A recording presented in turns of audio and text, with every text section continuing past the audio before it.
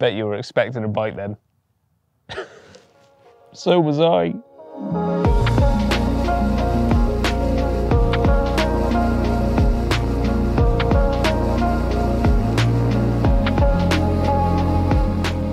So as you'll probably tell from the intro sequence, we are going to be taking a look at these new SKS2 alarms from Sonik. But before we jump into them, please do make sure you subscribe to us and hit the bell icon so you don't miss any future uploads. And also follow us on all the different social media platforms coming up on the bottom of your screen right now. So in this video, I'm going to tell you 4 key things you need to know about the SKS2 alarms.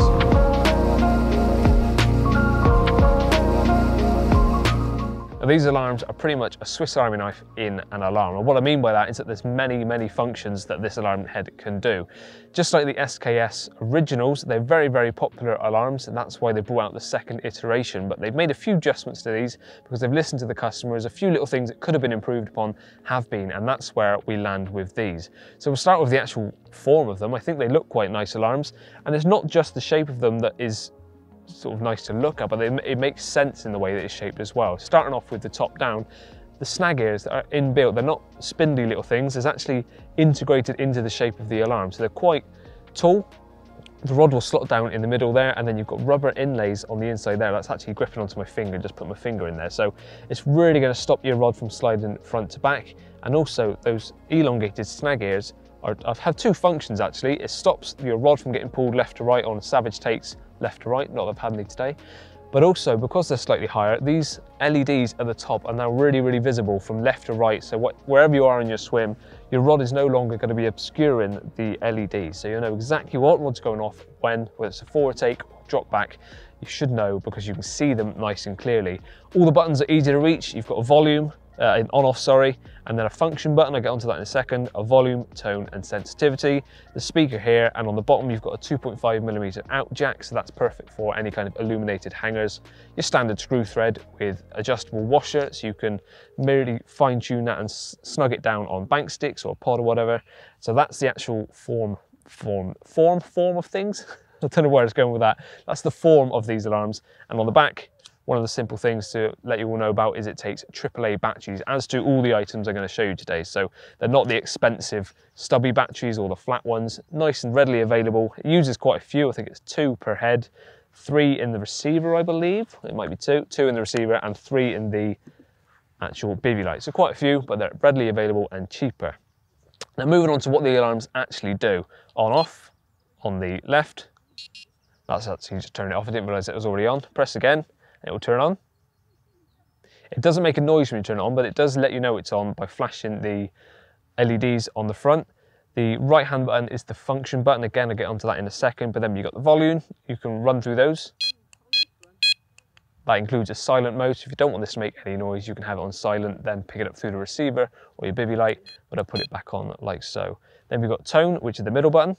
So you've got several different tone settings you can go through. And then the last button is S, sensitivity. You've got 4 different sensitivity modes, 1, 2, 3, and 4. 4 being the most sensitive. So at the moment, this is on 4. You can see just how sensitive that is. Very little movement in that line to get some indication. If I just quickly go through to the very first one, which is number 1, as you can see, there's a hell of a lot more movement in there before I get any kind of indication. Great for if you're getting false bites, false indication, it's windy, it's a lot of chop on the water. You can reduce the sensitivity down. As I go through it, of course, the sensitivity increases, and I put it back onto its most sensitive because it's nice and flat calm today, so that's the one I'm going to leave it on. Now I did say there was a function button. Now if I press and hold this, you'll see the illuminated, well the LEDs illuminate, sorry, and then if I press the power button, I can cycle through them. I believe it's 7 different colors. Now this is a really key feature, that you've got programmable LED colors. And whatever I set this on, I'm gonna leave it now on red. That's now saved as red. This transfers across to both the bivy light and the receiver. So everything links up to each other. It's all a cohesive system in that everything speaks to each other. Whatever I change on here, whether it be the tone, the LED color, it will translate over to the receiver. So it's quite a lot packed into this little alarm head. I think you'll agree it's pretty impressive. The sensitivity is there, that's the main thing you want it to do. But it's got all these other little options for you as well. And one last thing to pick up on is that you can actually have this as a night light. If you press and hold the T button, you then get a very dim of the same color that you set. So obviously you're not going to be able to see this in daylight, but as soon as that starts to get dark, you've got a really dim light that just perfect for having more of a whereabouts of where your rods are at night, just seeing where your rods are. And night lights, they're pretty self-explanatory, just a bit helpful. So it's nice that it's got that inbuilt on them. And these are a lot of features that you could expect to pay a lot more for in some other brands' alarms. So that is one very impressive alarm head, and yet there's more to come.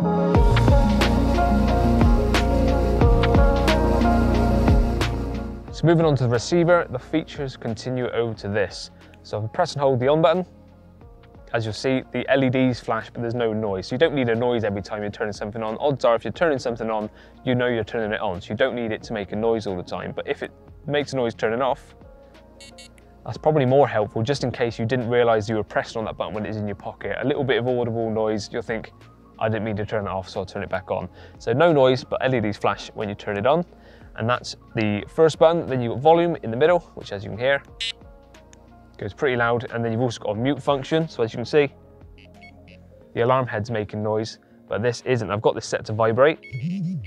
So as you can hear that, it's quite a strong vibrate. Don't know if I was losing my train of thought there, but I'll put the volume back on so I can have it. Oh, fish just rolled.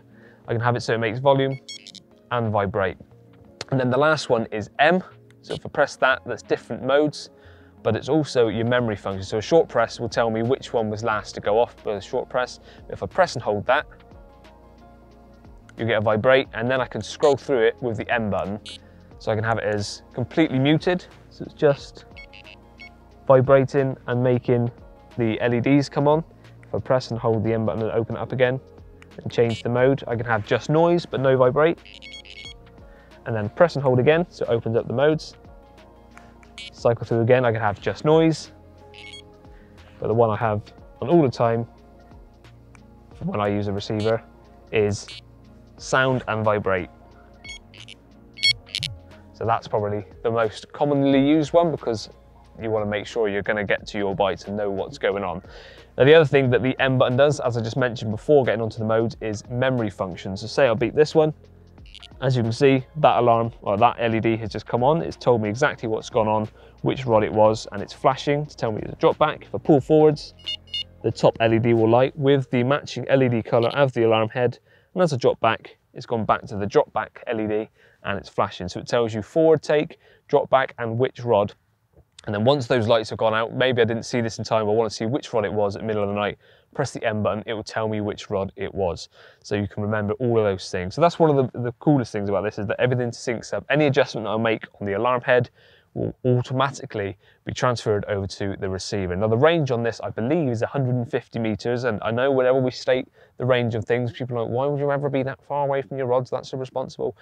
It's just a range test. That's not advocating being that far from your rods. It's telling you the actual strength of a receiver. So yes, you could be 150 meters away, it should still pick up, but it's more akin to things like if you were fishing with your mate and he's next door around a few trees, there's a bit of hedges in the way and stuff, the receiver should be strong enough to still pick up any indication from your alarm head to your receiver. So you won't miss a bite, even if you're in a mate swim, even if it's 10 meters away, but there's a few trees in between you. Not to be 150 meters away from your rods. Anyway, should we move on to the bivvy light?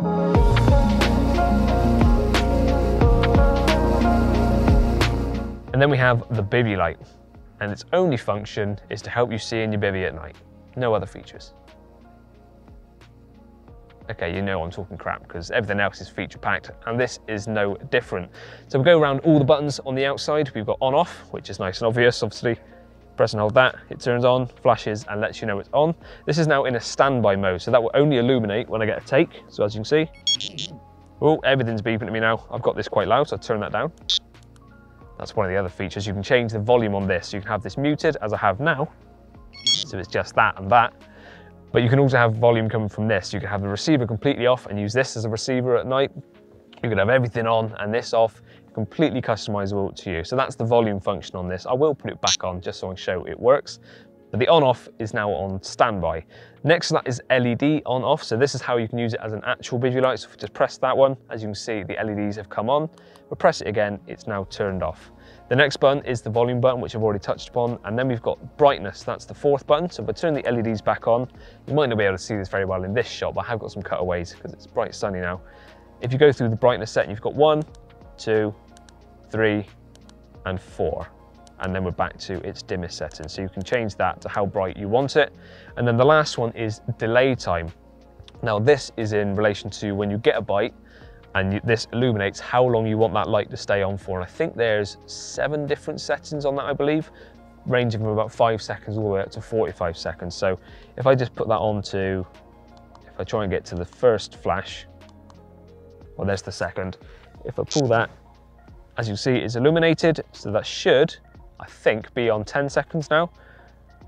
This could be a long pause, isn't it? If I've got this wrong and this is 45 seconds.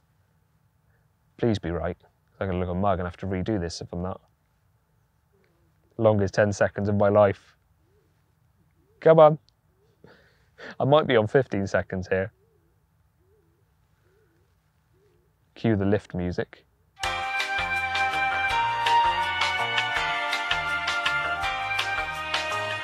Oh, I'm an idiot. I've got the bivvy light on as normal. Let's try that again.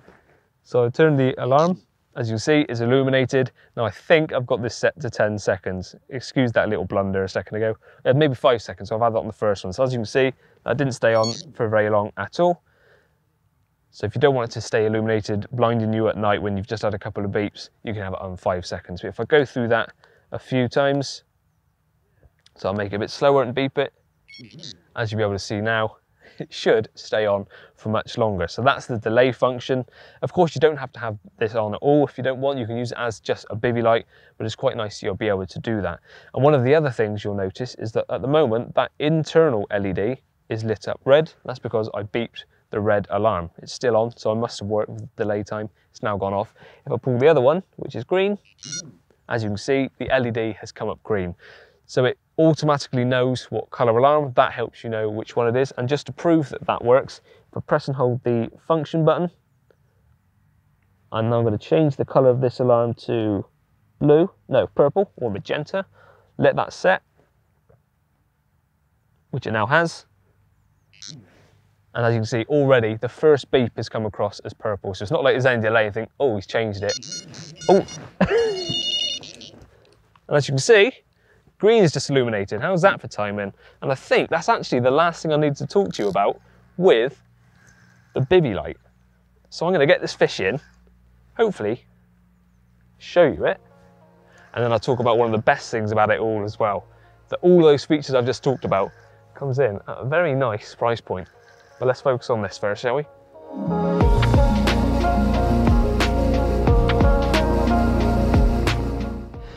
Well, I feel bad I got to continue talking about the alarms with holding this one in my hand.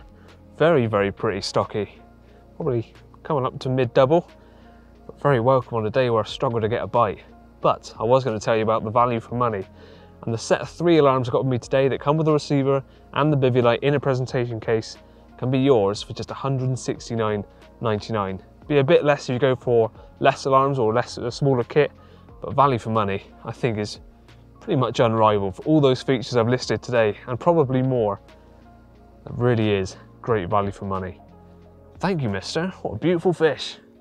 Let's get you back and tell you guys to subscribe to us if you haven't done so already. Hit the bell icon so you don't miss any future uploads. And of course, head over to the Sonik website if you want more information on these alarms and any other items that you've seen with me today with the bobbins and the rods and reels I've been using. Oh, I love it when a plan comes together. Shame you didn't go off earlier. But I'm going home, smelling a fish and not blanking. And it snowed today. Win-win.